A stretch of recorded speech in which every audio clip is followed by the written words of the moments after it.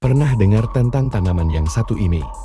Sekilas terlihat seperti tanaman biasa, tapi siapa sangka daunnya bisa memberikan efek stimulan ringan hingga sedatif.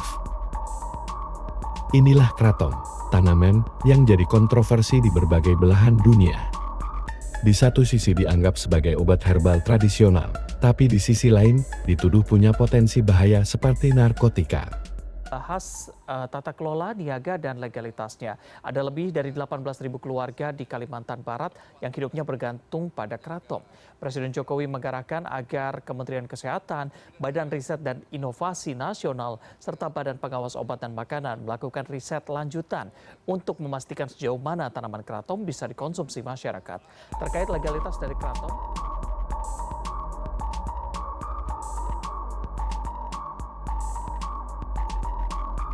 Di video kali ini, kita bakal kupas tuntas apa itu kratom, bagaimana sejarah penggunaannya, efeknya terhadap tubuh, sampai kontroversi hukum yang menyelimutinya.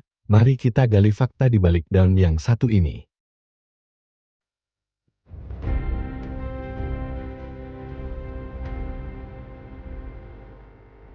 Di balik lebatnya hutan Kalimantan, tumbuh sebuah tanaman yang dianggap berkah oleh sebagian orang, tapi dikutuk di tempat lain.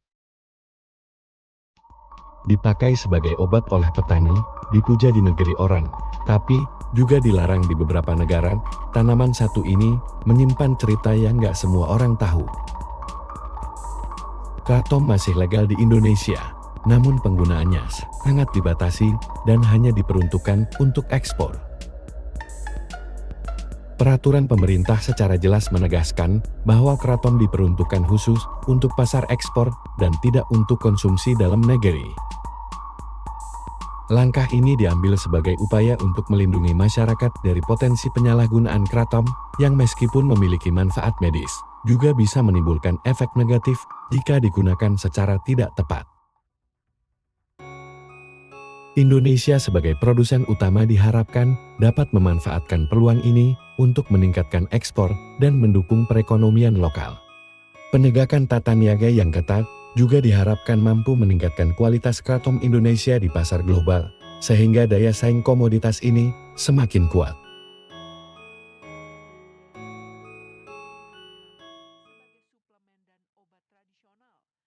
Kratom bekerja pada reseptor opioid, adrenergic, dan serotonin, yang membuat efeknya campuran antara stimulan seperti kafein, pereda nyeri seperti opioid, dan relaksasi seperti benzodiazepin ringan.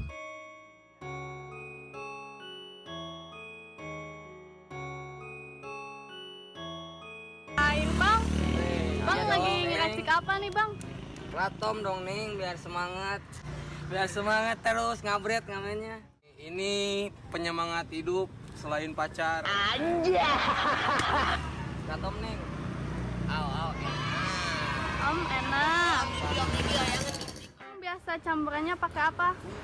Nih, pakai teh Neng. Pakai teh manis. Bisa juga pakai kopi hangat, kopi dingin. Nah, kalau enak tuh pakai madu. Biasa pakai Jamu kuat. jangan sih kelihatan lagi pahit. Pahit gak bang?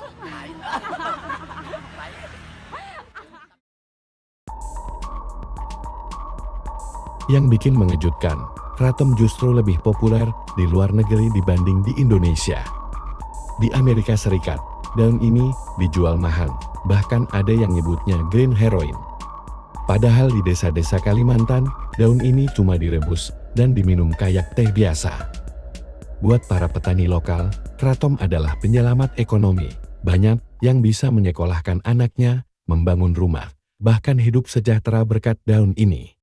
Ironisnya, negara-negara yang melarang kratom justru mengimpor dari Indonesia secara diam-diam lewat celah hukum. Bahkan ada rumor kalau beberapa perusahaan farmasi besar mulai melirik kratom sebagai bahan dasar obat baru. Pertanyaannya sekarang, apakah kratom benar-benar berbahaya? Atau justru ini adalah salah satu tanaman ajaib yang belum dipahami sepenuhnya oleh dunia?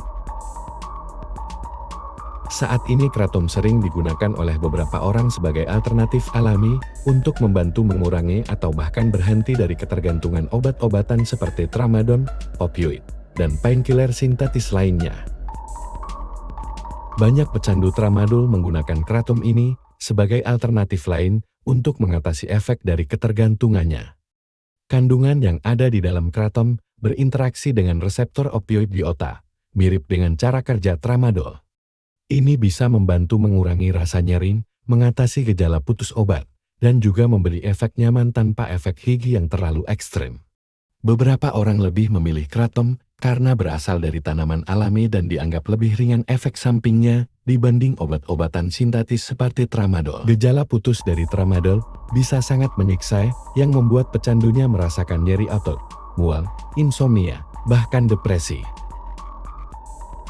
Kratom sendiri sering digunakan untuk meredakan gejala-gejala itu secara bertahap, terutama oleh pengguna yang ingin lepas dari ketergantungan, tapi takut efek putus obat.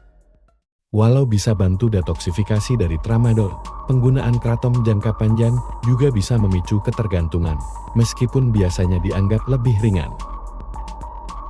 Untuk efek sampingnya sendiri, kalau dikonsumsi berlebihan, kratom bisa menimbulkan efek seperti mual, sembelit, gelisah, dan gatal-gatal.